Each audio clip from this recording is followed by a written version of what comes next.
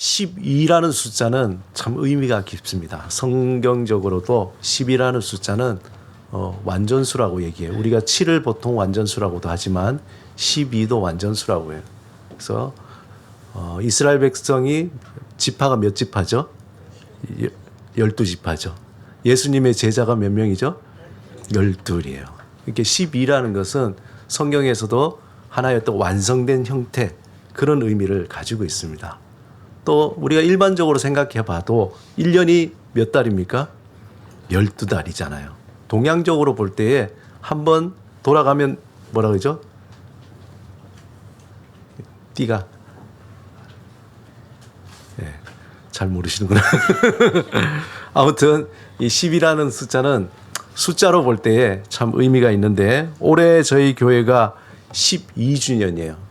제가 개척할 때에 일단은 10년은 일단 가야 되겠다 생각하고 하나님께 순종하고 10주년이 지났죠. 그리고 올해 이제 12주년 만 12살이 되었습니다. 그래서 어떻게 보면은 하나님이 정말 이렇게 한 번 돌리는 것처럼 이렇게 완성형으로 올해까지 은혜롭게 잘 왔습니다. 그리고 오늘은 대림절 첫 번째 주일이에요. 우리가 대림절 그런데 대림 큰데 주님이 오시는 뭔가 기다림에 큰 기다림이라는 뜻인데 영어로 애드번트라고 그러고 오다 도착하다라는 그런 뜻이죠. 그래서 사실 이 그 대림절이 처음부터 그렇게 절기가 만들어진 것은 아니고 로마 제국 때에 신적인 명예가 주어진 황제가 즉위한 후에 여러 도시와 지역들을 방문할 때에 그때 사람들이 야 그분이 오신다라는 거죠. 그분 누구요? 황제가 오신다라고 할 때에 그때 His Advent라고 한 데서 유래됐는데 그것이 기독교로 차용되면서 우리에게 오시는 분은 누구십니까? 바로 예수님이시죠. 예수님. 아기 예수님도 오시지만 다시 오실 예수님. 그날을 기다리면서 초대교회 교인들이 이 말을 구세주의 오심이라 그렇게 바꿔서 사용했다는 겁니다. 그래서 애드번트라는 말은 대림절 의미로 하나님께서 예수 그리스도 안에서 이 세상에 오셨다. 굉장한 의미거든요. 영원하신 하나님이 영원의 존재가 이 세상, 시간의 한계가 있는 이 존재로 들어오신 거예요. 이 대림절은 주 4세기경에 초대교회부터 지켜지기 시작했는데 우리가 얘기하는 성탄절 4주 전부터 시작해서 예수 그리스도 오심을 축하하고 감사하고 또 준비하는 그런 기간입니다. 그런데 7세기 후반에 이르러서 예수님의 초림뿐만 아니라 이제 재림을 기다리는 절기로 또 의미가 추가가 돼요. 처음에는 아기 예수 오심만 기다리다가 그 다음에 다시 오실 예수님을 기다려서 이중적 기다림이죠. 그래서 성육신한 예수님 이미 오신 그리고 다시 오실 앞으로 오실 예수님을 맞이하는 이중적 기다림의 절기가 됩니다. 그래서 1세기 이래 초대교회 성도들이 항상 뭐라고 하냐면 마라나타 주님 오시옵소서 그렇게 고백하고 이 기간에 오히려 더 거룩함과 기쁨과 소망을 가지고 기다리는 그러한 기간이 됩니다. 어떻게 보면 한 해의 또 마지막이니까 마지막에 새해를 준비하면서 그러한 영적으로 또 하나님 앞에 정결하게 새로운 마음으로 가지는 그러한 절기라고 절기인 것이죠. 그래서 대림절 보면 항상 앞에 보면 여기 초가 5개 있잖아요. 어떤 데는 4개가 있고 5개가 있는데 이렇게 초를 이렇게 밝힙니다. 보라색이 있고 조금 옅은 보라가 있고 그 다음에 분홍이 있고 또 옅은 분홍이 있고 그 다음 흰색 그렇게 되는데 이런 대림절에 보면은 교회력에 있어서 보라색을 쓰는 절기가 사순절과 그 다음 대림절에 써요. 사순절은 고난의 의미로 쓰지만 대림절의 보라색은 위엄과 존귀함을 그런 의미로 사용합니다. 그래서 이렇게 보라색의 초와 또 볼을 준비했던 거죠. 근데 이렇게 초를 밝히는 것도 이제 후대에 이렇게 나타난 전통인데, 빅토리아 시대 때에 가난하고 소외된 그런 사람들에 대한 관심의 표현으로 처음 사용하면서 교회 절기로 이렇게 정착이 된 겁니다. 이 기간에 이제 사람들이 창문에 촛불을 이렇게 밝혀두면은 가난한 사람들이 우리는 당신에게 베풀 준비가 되어 있습니다라는 그런 의미로 창문에 이렇게 밝혔던 거예요. 그러면 정말 배고픈 사람들이 그 집에 가면은 거기서 먹을 거나 여러 가지 것들을 베풀어주는 그런 전통인 것이죠. 그래서 그들에게 쉼터와 온정을 베풀 준비가 되어 있다는 표시로 이렇게 초를 밝히기 시작한 거예요. 그래서 이것이 이제 전통으로 내려오게 됐는데, 이제 5개인데 도대체 이 5개의 의미가 뭘까? 첫 번째 이 진한 보라색은 기다림과 소망을 의미하는 거예요. 첫 번째는. 그리고 두 번째는 이제 다음 주에 되면 두 번째 초를 밝히게 되죠. 두 번째 초는 회개와 평화의 의미인 거예요. 주님이 오실 때에 세례 요한이 어떻게 됩니까? 회개하라. 천국이 가까웠다라고 외치듯이 아기 예수님이 오시기 전에 회개하는 그 의미입니다. 세 번째는 조금 더 어떻게 보면 분홍색, 우리로 치면은 옅은 분홍색의 사랑을 의미하고, 네 번째 아주 옅은 분홍색은 기쁨을 의미합니다. 그리고 마지막 하얀색 초는 뭘 의미할까요? 우리의 모든 죄를 지고 가실 어린 양 예수 그리스도, 아기 예수를 의미하는 순결의 의미를 뜻합니다. 그래서 이렇게 성탄절까지 하나씩 밝히면서 대림절의 그 순간순간을 기다리고 소망하고 또 회개하고 기뻐하고 그렇게 준비하는 의미입니다.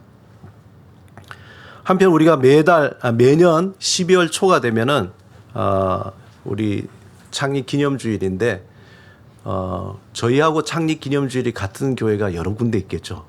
그 중에 이제 한국의 대표적인 교회가 저희 교회하고 영락교회하고, 영락교회도 매해마다 12월 첫째 주일이 창립 기념주일이에요. 돌아보면은 참 우리가 12년이라는 세월을 은혜 가운데 보냈던 것 같아요. 그래서 하나님이 정말 우리 교회는 지역교회도 아니고, 그리고 또 건물이 있는 게 아니기 때문에 하나님께서 마치 이스라엘 백성을 광야에서 인도하시는 것처럼 가라 하면 가고 서라 하면 서고, 그래서 지금은 명동에 서 있는 거예요. 구름기둥으로 불기둥으로 그렇게 인도하시면서 여기까지 오셨는데, 정말 뭐 크진 않고 그렇지만 하나님께서 그 해마다 주시는 메시지와 또 그 해마다 주시는 사역들이 있어서 그것을 하나씩 감당하면서 여기까지 왔습니다. 처음에 제가 동안교회를 사임하고 2011년 7월 달에 사임하고 한 달간 이제 기도하면서, 그다음에 9월 3일 날 2011년 9월 3일 날 이제 첫 예배를 드렸죠. 그때 3가정과 3명의 청년 같이 예배를 서울여대 대학로 캠퍼스 5층에서 그렇게 예배를 시작했습니다. 그리고 3개월간 어떻게 보면 준비 예배를 드리고 난 뒤에 2011년 12월 4일 날 그때 이제 창립 예배를 드리게 된 겁니다. 그래서 우리 교회가 매해 12월 첫째 주를 창립 기념주일로 그렇게 기념하고 있습니다.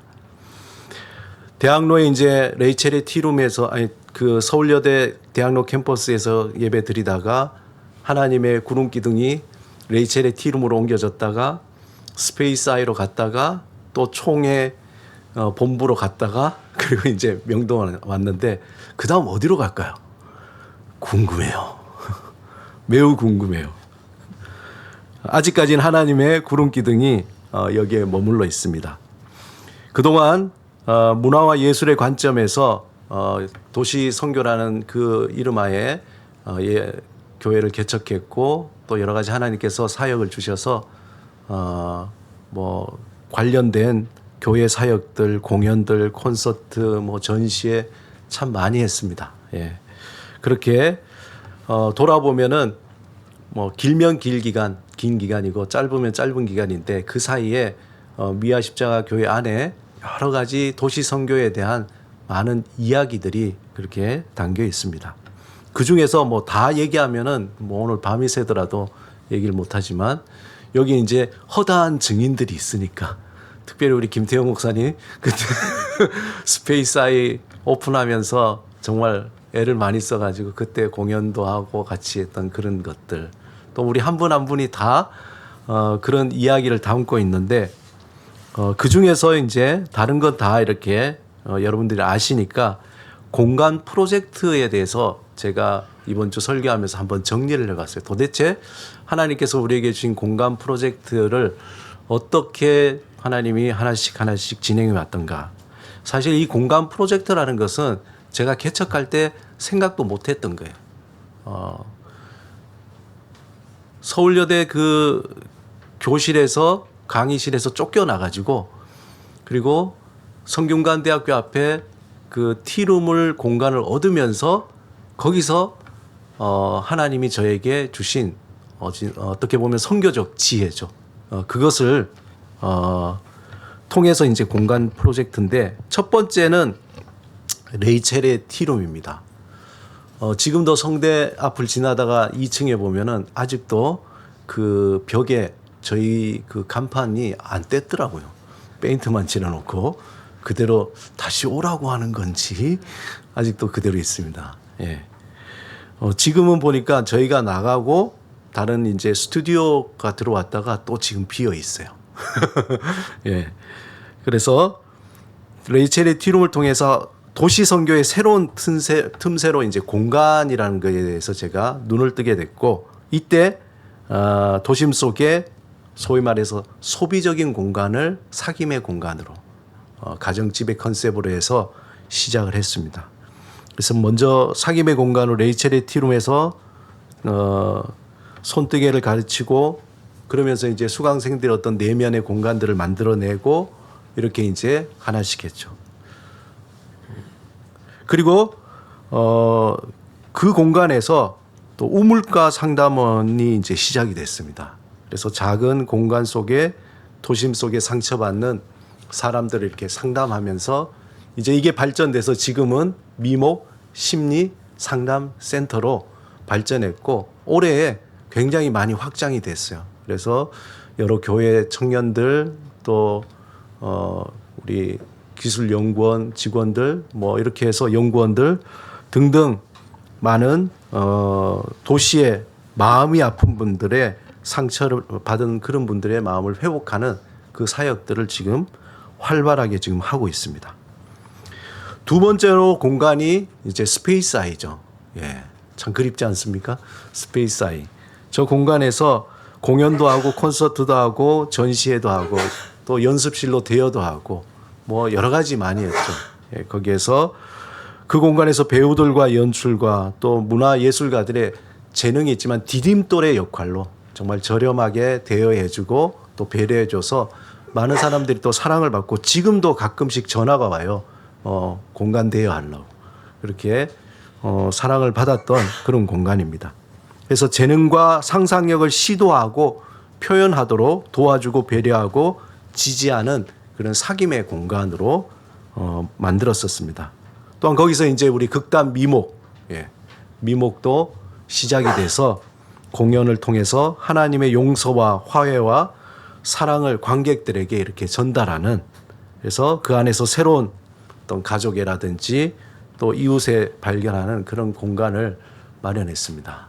참 십몇 년 동안 거의 뭐 많이 또 국내 순회 공연도 하고 대학로에서 정기 공연도 하고 또 러시아에서도 공연도 하고 또 베트남에서도 공연도 하고 그런 공연도 참 많이 했네요. 그 이후에 이제 우리 교회 안보다 이제 공간 프로젝트가 좀 외부의 의뢰가 들어와서 기획하고 했던 것 중에 제일 첫 번째가 장신대에 그 선교관에 있는 온하우스예요. 온하우스인데 그 사무실을 선교사님들이 와서 쉴 수 있는 그리고 선교적인 어떤 이야기들을 서로 나눌 수 있는 그런 공간으로 그렇게 작업을 했었습니다. 그리고 송도 예수 소망교회에 완전히 방치되어 있던 그런 공간을 셰익스피어 하우스라는 그런 복합 문화 공간으로 만들어서 주일날에는 교회 예배를 드릴 수 있고 또 주중에는 문화 공간으로 활용할 수 있도록 그렇게 공간을 완전히 탈바꿈해서 지금도 잘 활용되고 있습니다. 그 지역에서 대여도 해주고 그래서 거기서 나온 수익금으로 그 교회는 아예 비영리 법인을 만들어서 그리고 미혼모 사역하는데 그 비용을 또 쓰고 있어요. 그러니까 얼마나 감사합니까? 그리고 우리 서울시의 지원을 받아서 동대문구 휘경동에 고물상을 새롭게 이제 바꾸는 고물상이 이제 1층은 현재 우리 김혜성 장로님이 운영하시는 카페들이 지역의 상담소예요. 잘 되면 좋겠는데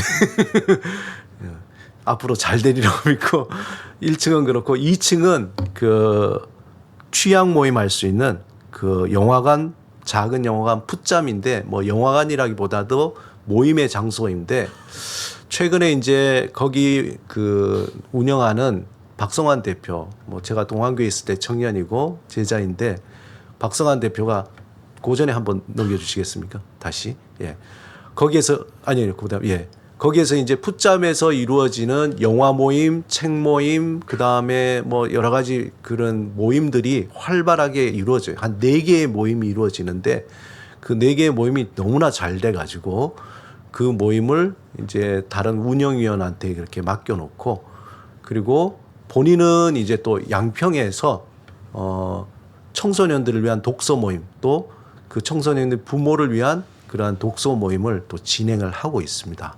그래서 모임이 이렇게 보시면은 넘겨주시면 예, 요렇게 이제 일반인들이에요. 아, 예수 믿는 분들이 아니라 그냥 이제 온라인을 통해서 이런 모임이 있다고 해가지고 여기저기서 이제 모여서 같이 이렇게 모임을 갖는 거고 지금 이거는 이제 양평의 이제 청소년들을 위한 그런 모임인데 최근에 들은 소식에 이런 취향 모임 가운데에 교회를 나가지 원래는 교회 나갔다가 이제 교회를 나가지 않는 청년들이 기도 모임을 하고 싶다 그래서 그 박성환 대표하고 그 토요일 날 기도 모임을 시작했다 그래요. 이게 제가 굉장히 이상적으로 바랬던 그런 겁니다. 뭐냐면은 물리적인 공간을 만들어서 도심 속에 있는 사람들이 내면적 공간이 생겨서 그들이 다시 하나님의 나라의 공간에 들어가는 그러한 선교 전략으로 시작을 했던 것인데 굉장히 의미 있게 그렇게 열매가 맺혀지는 것 같아서 너무나 기뻤습니다. 그 외에도 청파동 교회, 예, 청파 지역과 온라인 소통하는 청파 스튜디오를 이렇게 예, 고전에 하나 넣는 게 요거는 이제 바로 요 위에 보면은 우리 높은 뜻 선교회 안에 높은 뜻 교회 코로나 때에 그 온라인 역사관 그러니까 말하자면 그 온라인 역사관이죠. 그래서 그 역사관을 의뢰받아서 그 공간 작은 공간인데 높은 뜻 선교회 안에 많은 교회들이 있잖아요. 저 화면 하나하나가 다 그 교회 역사에 대한 자료들인데 그것을 우리가 작업했던 그러한 내용입니다. 그리고 청파 스튜디오 예, 교회와 지역과 인근 초등학교, 대학교 함께 온라인 컨텐츠를 제작했던 그런 공간이었습니다. 지금 담임 목사님 바뀌어서 없어졌어요. 예, 안타깝죠. 그 다음에 이걸 계기로 해서 영등포에 있는 시온성 교회가 이걸 보고 본인들이 이제 코로나 때에 마침 교회 옆에 그 건물을 하나 매입을 했어요. 그 매입을 어떻게 활용하면 좋을까 그 공간에 대한 의뢰를 받고 기획해서 제가 지하에는 청년들을 위한 스튜디오 공간, 그 다음에 3층, 4층 청소년, 그 다음에 고등부, 그 다음에 이렇게 해서 그런 다시 거꾸로 한번 넘겨주시면은 예. 그 요게 이제 이음 스튜디오라 그래서 지역의 청년들이 무료로 사용할 수 있는 그런 공간이에요. 스튜디오 카메라도 다 무료로 사용할 수 있어요. 그래서 지금 굉장히 활발하게 지역을 위해서 또 대여하고 있고 또 많은 사람들이 여기서 이용을 하고 있습니다. 예. 그리고 뭐 세미나도 강의도 많이 이렇게 일어나고 있어서 제 마음도 참 기획자로서 굉장히 뿌듯한 그러한 마음입니다. 그리고 우리가 잘 아는 우리 여기 스페이스 아이 스튜디오 우리가 옮기면서 이렇게 특별히 코로나 때 우리 선교사님들을 위해서 여기가 굉장히 활용이 많아서 제가 감사했고, 그 다음에 우리 장로님 있는 지하의 마터홀은도 이제 조금씩 더 대관과 도심 속의 쉼터로 또 여러 가지 활용도로 이용되고 있습니다. 그리고 장신대에 총장님이 이제 의뢰를 해서 그 이 야곱의 십자가가 그 장신대 한경직 기념관 바로 앞에 한 3m의 크기로 저렇게 야곱의 십자가가 제 공간 기획을 통해서 아주 어두침침하고 맨날 습기 찬 공간이었는데 환경 개선으로 통해서 이렇게 공간이 개선됐고, 똑같은 공간 그 옆에 보면은 거기도 똑같이 이제 습한 공간인데 그곳은 그 주기철 목사님의 일사가고의 길이라는 그 공간으로 공간 기획을 해서 작업을 했습니다. 그리고 올라가는 길 거기에도 일사가고의 길, 그리고 창문에 이제 저렇게 생유리처럼 작업을 해서 정말 이렇게 되게 좀 드라이했던 장신대 그 한경직 기념관 그 1층 공간이 상당히 이제 많이 개선이 돼서 총장님이 좋아하셨어요. 예, 그 외에도 이제 제가 다른 이제 기획했던 대로 그 이제 학교에서 이렇게 환경을 좀 개선해서 공간 기획을 했습니다. 그리고 이제 올해에 했던 것이 일사가고의 길이고, 그 다음에 양평의 박보경 교수님, 성교학 교수님이 이제 양평에 집을 하나 매입했는데 그 지하에 이제 약간은 이제 그 전에 주인이셨던 분이 강의하고 하려던 그런 공간이 있었어요. 근데 그 공간을 이제 완전히 다 이렇게 새로 개조해서 독대의 공간으로 그렇게 치유와 회복하는 그 공간 기획을 해서 저렇게 만들었습니다. 그리고 지금도 몸이 아프시거나 또 지쳐 있는 분들이 오셔서 그곳에서 쉬고 또 회복하는 그러한 여러 가지 이야기들이 계속 이어져서 저로서는 너무나 공간 기획자로 너무나 감사한 일입니다. 그 외에도 보면은 넘겨보시면 이제 주로 이제 여전도의 전국 여전도의 연합회에서 전시회라든지 뭐 요 하나인데 그 전에도 여러 번 전시회를 이제 공간 기획하면서 같이 새롭게 공간을 만들었습니다. 그래서 하나님께서 티룸을 시작했는데 그걸 계기로 해서 도시 안의 공간이라는 것이 새롭게 변화되면은 그 안에 새로운 이야기가 담기고, 그래서 새로운 어떤 영향을 끼치겠다는 어떤 그런 공간 프로젝트를 통해서 이제 계속해서 하나님께서 이렇게 사역을 이어오게 했습니다. 앞으로 계속적인 공간 프로젝트로 하나님의 이름을 기억하고 또 새로운 하나님의 이야기를 그 공간 안에 많이 담아내는 그러한 일들을 제가 하는 게 아니라 하나님이 또 하시리라고 믿습니다. 또 이 일을 위해서 하나님이 또 우리를 불러주신 거예요. 우리 미아 십자가라는 공동체가 있고 제가 혼자 어떻게 하세요? 여러분이 기도하시고 공동체 안에서 그렇게 우리가 함께 부르심을 받고, 어떻게 보면은 우리 각자가 하나님의 이야기꾼인 거죠. 우리 안에 하나님의 거룩한 이야기가 있고 그 이야기를 가지고 살아가는 가운데에 하나님의 그 이야기를 만들어내는 거죠. 나만의 이야기. 그래서 새로운 공간을 통해서 하나님의 이야기를 만드는 그 사역을 앞으로 계속 하나님이 하실 것이라고 저는 믿습니다. 자, 우리 교회에 여러 가지 모토가 있는데 가장 핵심적인 모토가 뭐냐? 바로 당신은 그분의 예술가입니다 라는 말이에요. 이것은 하나님이 우리를 향해서 뭐라고 얘기하냐? 너는 나의 예술가다. 우리 마음에 목사님 저는 예술가가 아닌데요 라고 하는데 왜 당신은 그분의 예술가인가? 첫 번째는 우리 하나님이 예술가이시기 때문에 그래요. 인간은 하나님과 세계로 단순하게 이제 머리로만 아는 것이 아니라 이 창조하신 하나님, 이 아름다운 세계를 이제 오감으로 그 하나님을 알아가야 되는 거죠. 수많은 시인이나 화가나 음악가 등 예술가들이 하나님의 이 창조의 세계를 보면서 자기 나름대로 이야기를 만들어내잖아요. 거기에서 시를 쓰기도 하고 또 노래를 만들기도 하고 그림을 그리기도 하고 정말 하나님이 주신 그 모든 아름다운 것을 자기의 이야기로 그리고 새롭게 만들어내죠.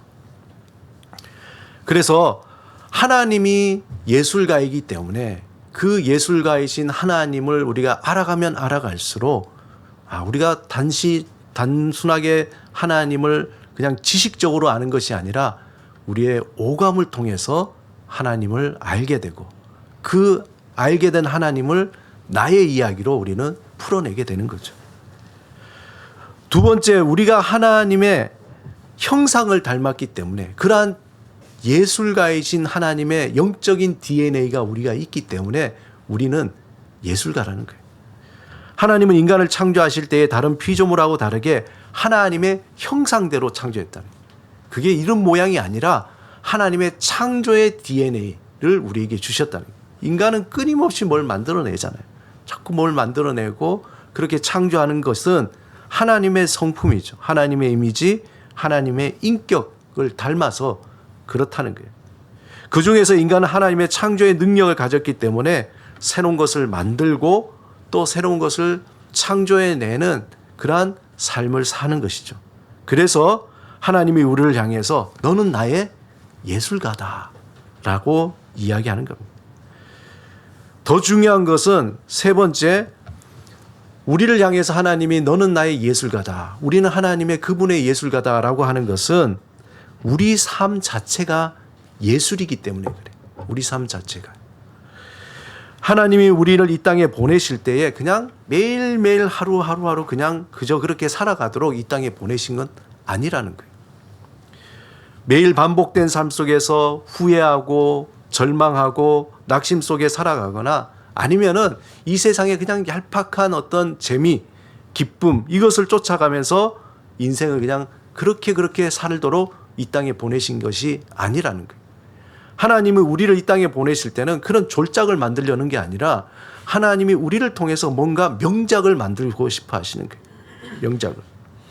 그렇다고 세상에 더 많은 물질과 더 큰 권력과 더 높은 뭔가 명작이라 그러면 막 대작 크게 뭔가 더 화려하게 하는 그러한 작품이 아니라 다른 사람이 아닌 나에게만 주어주신 하나님의 그 작품을 그 인생을 살도록 그렇게 이 땅에 보내주셨다는 거예요.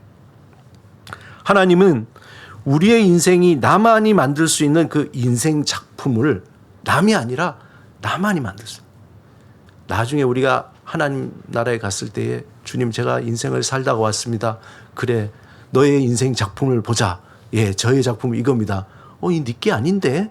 저거는 저 사람의 작품이잖아. 예, 저 사람대로 저렇게 해봤는데 안 됩니까? 나는 너의 작품을 원해. 주님께서는 그렇게 얘기하시는 거예요. 우리만의 작품인 거죠. 그걸 기대하시는 겁니다. 그 속에는 고통이라는 물감이 있어요. 슬픔과 아픔이라는 곡조도 있죠. 때로는 사랑과 소망이라는 시도 있습니다. 빨강과 파란색이 엮여서 예쁜 보라색이 만들어지듯이 우리 인생 속에 희로애락의 그 모든 것들이 엮여가면서 그 안에서 내 안에 있는 하나님의 거룩한 이야기와 섞이며 나만의 이야기로 바뀌어지는 거죠. 하나님께서 흉내낼 수 없는 나만의 인생 작품이 나오게 됩니다. 그 모든 것이 정말 각각 아름다운 작품으로 남기 위해서 하나님께서 이 땅에 보내시고 우리 안에 그것을 바꿀 수 있는 그 능력인 예수 그리스도를 우리에게 보내주셨다는 거예요. 이 생명의 빛깔, 예수 그리스도라는 그 생명의 빛깔로 모든 것이 아름답게 변해가는 거죠. 개척을 준비하면서 어떤 교회가 되었으면 좋을까 고민하는 가운데에 쓴 글이 있었는데 우리 교회 소개해 보면 이제 리플렛의 첫 페이지에 나오는 글입니다. 그 중에 미화 십자가 교회를 설명할 때에 제가 이렇게 썼습니다. 하나님이 우리에게 주신 인생의 무대에서 진정한 나를 발견하고 한 폭의 그림을 그리듯이 나만의 작품에 최선을 다하는 교회. 어떻게 보면 이 문장 안에 당신은 그분의 예술가입니다라는 그 의미가 다 들어가 있는 거죠. 우리 각각의 그 삶, 예수 그리스도 안에서 나만의 그 삶 속에 만들어지는 그 작품을 만들어가는 그 삶. 그렇기 때문에 우리는 하나님의 예술가라는 의미입니다.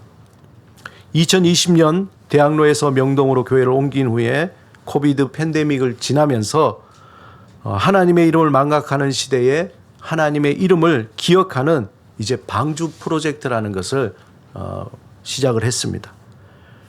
그것이 이제 한 3년이 돼서 이제는 좀 본격적으로 내년부터 시작을 해야 되겠다라는 생각을 하게 됐습니다. 그리고 2023년 올해 그동안 진행되었던 여러 가지 문화사역, 살리는 공간사역, 말씀사역, 그리고 상담사역, 그중에서 특별히 상담사역에 집중하면서 우리가 예배와 말씀 가운데 잠잠히 보냈습니다. 굉장히 잠잠히 보냈어요. 이제는 내년에는 이제 새로운 하나님의 그 비전을 통해서 새로운 큰 걸음을 하려고 합니다. 이 시대는 노아의 시대와 같이 하나님의 이름을 망각하는 시대예요. 그래서 하나님이 들려주시는 생명의 서사를 다 잃어버렸습니다. 그리고 오직 자신만을 드러내는 그러한 스토리셀링이라는 이름으로 스토리텔링이 난무하는 그러한 시대이죠. 마치 공장에서 찍어내듯이 끊임없이 생산되는 그 이야기, 그런 이야기는 공허할 뿐이라는 겁니다. 이러한 가운데에 우리 교회란 무엇인가? 교회는 하나님의 이름을 기억하는 기억의 공동체라는, 그 기억의 공동체로서 살아있는 기억 매체로서 고민하고 그 생명의 이야기를 내가 깊이 알고 내 안에 스며들어서 우리 나만의 이야기로, 새로운 이야기로 만들어내는 그런 사역을 본격적으로 내년에 하려고 합니다. 이러한 시대적 목회적 상황에서 이제 미아십자가교회 그동안 진행해왔던 그런 모든 것들을 우리가 다 모아서 하나님께서 새로운 일을, 새로운 걸음을 하시리라고 믿습니다. 제가 8월 달에 병원에 있으면서 기도하는 가운데 주셨던 말씀이 이사야서 60장 1절 말씀입니다. 오늘의 본문 말씀이죠. 일어나라, 빛을 발하라. 이는 내 빛이 이르렀고 여호와의 영광이 내 위에 임하였음이니라. 이 말씀을 품고 미아십자가교회를 향하신 하나님의 새로운 비전을 위해 큰 걸음으로 사역을 좀 더 확장하는 새로운 걸음을 걷고자 합니다. 사랑하는 여러분, 하나님이 우리를 너는 나의 예술가라고 부르는 것은 우리의 삶을 살아가는 그 자체가 예술이기 때문에 그렇습니다. 우리가 살아간다는 것은 사실 쉽지가 않죠. 끊임없는 고통의 문제가 우리를 가로막고 있습니다. 또 때로는 배신감으로, 때로는 홀로 남겨졌다는 그 외로움으로, 그리고 또는 우리가 이 치열한 삶 속에서 살아간다는 이것이 정말 끝났으면 하는 그러한 우리의 삶을 그냥 쥐어짜는 듯한 그러한 삶을 우리는 살아가고 있습니다. 그럴 때 모든 것을 다 포기하고 싶죠. 다 내려놓고 싶습니다. 그러나 하나님께서 그 삶을 통해서 생명의 빛 예수 그리스도를 통해서 부활시켜 새로운 생명, 새로운 이야기로 바꾸어 내시고자 하는 것입니다. 우리의 창조주 되시며 또 예술가 되시며 생명과 빛이 되신 예수님을 내 마음에 모시고 살아갈 때에 그분 안에서 그 모든 것이 다 새롭게 변화될 것입니다.